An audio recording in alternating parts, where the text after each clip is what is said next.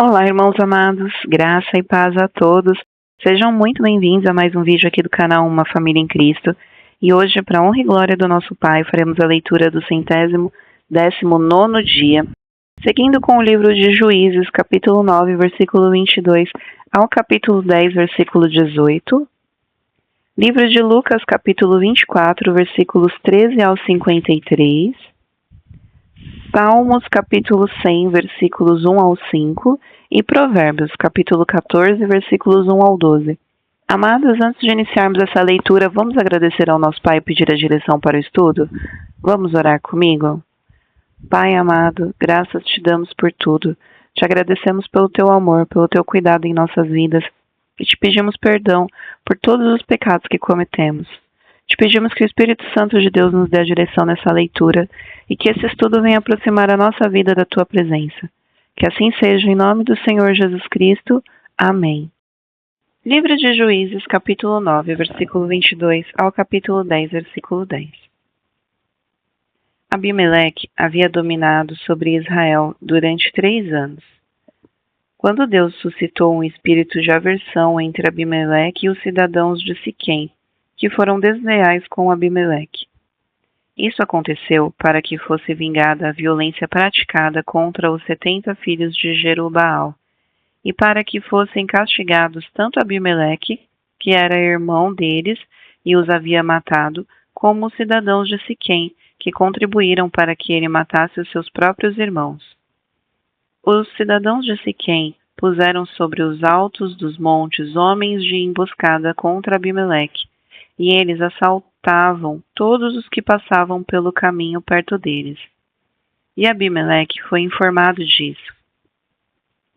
Gaal, filho de Ebed, veio com os seus irmãos e se estabeleceram em Siquém. E os cidadãos de Siquém confiaram nele. Foram ao campo, cortaram os cachos das vinhas, pisaram as uvas, fizeram festas, foram à casa de seus deuses, comeram, beberam e amaldiçoaram Abimeleque. E Gaal, filho de Ebed, disse: Quem é Abimeleque e quem somos nós de Siquém para que o sirvamos? Não é ele filho de Jerubaal? E não é Zebu o seu oficial? Seria melhor servir os homens de Amor, pai de Siquém, mas nós que serviremos eles? Quem dera estivesse este povo na minha mão. Eu expulsaria Abimeleque. Eu diria a Abimeleque: multiplique o seu exército e venha lutar. Quando Zebu, governador da cidade, ouviu as palavras de Gaal, filho de Edeb, ficou furioso e enviou secretamente mensageiros a Abimeleque, dizendo: Eis que Gaal, filho de Ebed, e seus irmãos vieram a Siquém e estão alvoroçando a cidade contra você. Levante-se de noite, você e o povo que estiver com você, e ponham-se de emboscada no campo. Levante-se pela manhã ao sair do sol e ataque a cidade. Quando Gaal com a sua gente sair para atacar, faça com ele o que estiver ao seu alcance. Assim, Abimeleque se levantou de noite e todo o povo que estava com ele, e se puseram de emboscada contra Siquém, em 4 grupos. Gaal, filho de Edeb, saiu e pôs-se à entrada do portão da cidade. Com isso, Abimeleque e todo o povo que estava com ele se levantaram das emboscadas. Gaal viu aquele povo e disse a Zebu: Veja, vem gente descendo do alto dos montes. Mas Zebu respondeu: Você está vendo as sombras dos montes, elas se parecem com homens. Porém Gaal tornou ainda a falar e disse: Veja, vem gente descendo bem na nossa frente, e uma tropa vem vindo do caminho do carvalho dos adivinhos. Então Zebu disse a Gaal: Onde ficaram agora as suas ameaças?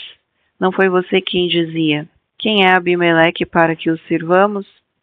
Não é este o povo que você desprezou? Pois saia agora e vá lutar contra ele. Gaal saiu à frente dos cidadãos de Siquém e lutou contra Abimeleque. Abimeleque perseguiu Gaal, que fugiu dele. E muitos feridos caíram até a entrada do portão da cidade. Abimeleque ficou em Arumá, E Zebul expulsou Gaal e os seus irmãos para que não ficassem morando em Siquém. No dia seguinte, o povo de Siquém saiu ao campo e Abimeleque foi avisado disto. Então ele reuniu os seus homens e os dividiu em 3 grupos, e os pôs de emboscada no campo.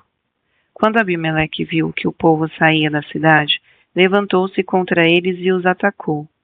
Abimeleque e o grupo que estava com ele correram e tomaram posição junto à entrada da cidade, enquanto os 2 outros grupos atacaram todos os que estavam no campo e os destroçaram.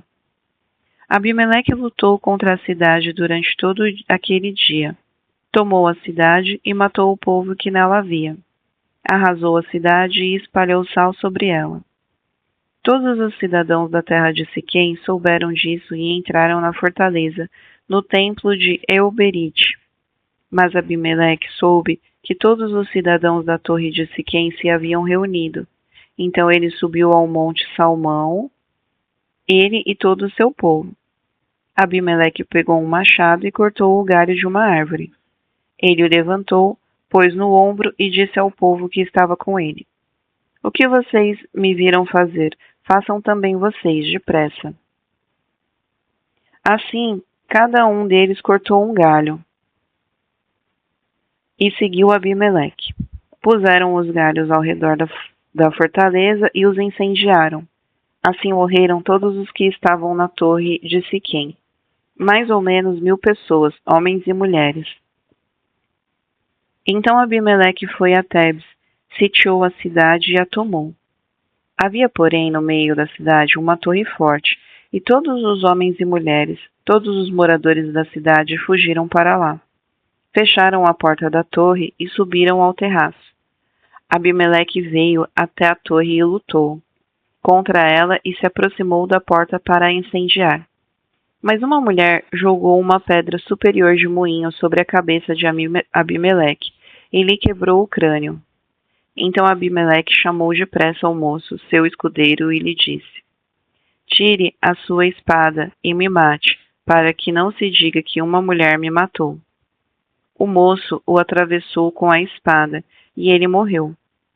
Quando os homens de Israel viram que Abimeleque já estava morto, foram embora, cada um para sua casa. Assim, Deus fez cair sobre Abimeleque o mal que ele havia feito ao seu pai, ao matar seus 70 irmãos. De modo igual, Deus fez cair sobre a cabeça dos homens de Siquém todo o mal que haviam praticado. Assim veio sobre eles a maldição de Jotão, filho de Jerubaal. Depois de Abimeleque, Tola, filho de Puá, filho de Dodô, homem de Issacar, se levantou para livrar Israel. Ele morava em Samir, na região montanhosa de Efraim. Julgou Israel durante 23 anos. Depois morreu e foi sepultado em Samir.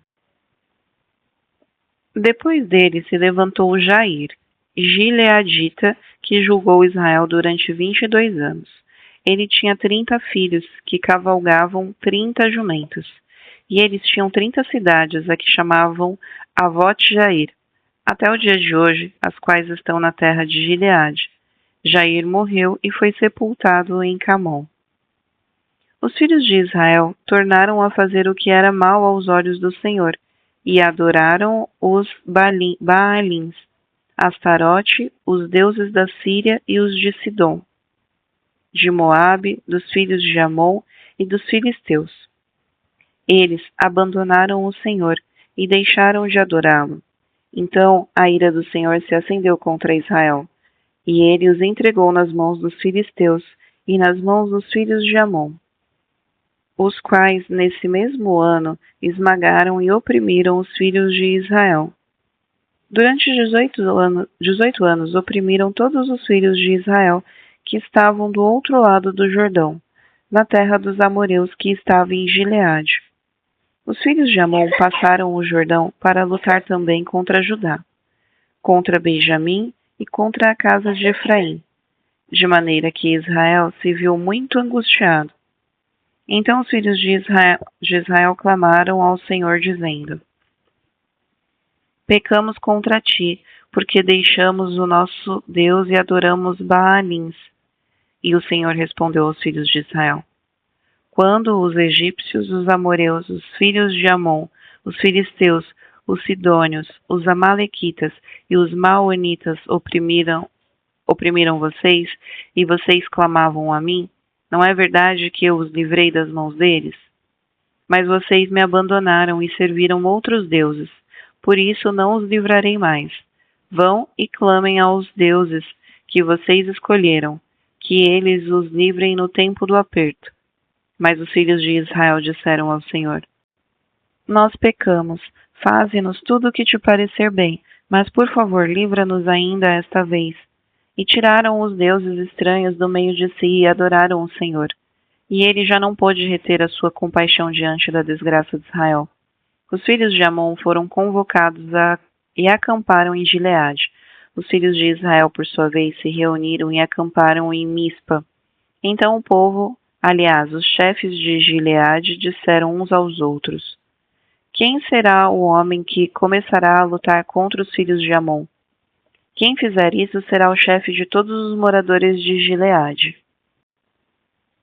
Livro de Lucas, capítulo 24, versículo 13 ao 53. Naquele mesmo dia, 2 discípulos estavam indo para uma aldeia chamada Emaus, que ficava a uns 10 quilômetros de Jerusalém, e iam conversando a respeito de tudo o que tinha acontecido.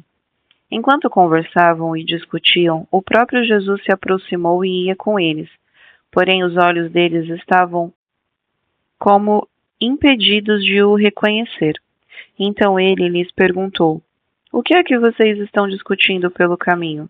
E eles pararam entristecidos. Um, porém, chamado Cleopas, respondeu: será que você é o único que esteve em Jerusalém e não sabe o que aconteceu lá, nestes últimos dias? Ele lhes perguntou: do que se trata? Eles explicaram: aquilo que aconteceu com Jesus, o Nazareno, que era profeta, poderoso em obras e palavras, diante de Deus e de todo o povo, e como os principais sacerdotes e as autoridades o entregaram para ser condenado à morte e o crucificaram.